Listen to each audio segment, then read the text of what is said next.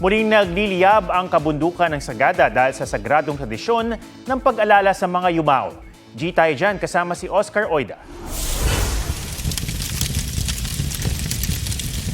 Tuwing 1 ng Nobyembre sa Sagada Mountain Province, nagliliwanag ang gabi sa mga nagniningas na panggatong.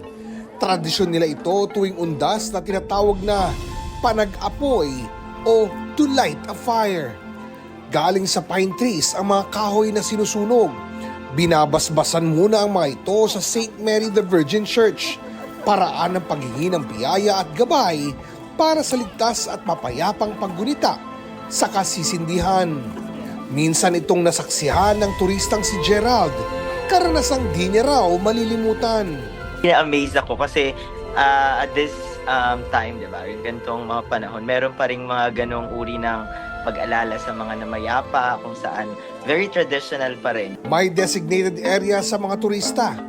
Doon ipinapaalala sa kanila ng mga lokal na hindi ito palabas o pang-aliw sa turista, kundi tradisyong dapat pag-uulan ng hinahon at galang. Lalo't para sa mga taga-Sagada, sagrado ang panag-apoy. Make sure lang na alalahanin natin na isa siyang sagrado at traditional na gawain ng mga taga-Sagada. Kumuha din tayo ng guide para sila yung magtuturo sa atin o tutulong sa atin kung saan tayo pwedeng pumwesto para hindi natin maabala yung mga lokal doon na isinasagawa yung tradisyon. Ang apoy na simbolo ng buhay ay ilaw na gumagabay sa mga kaluluwa at tanda ng pagmamahal na kahit sa kamatayan, patuloy na nag-aalam.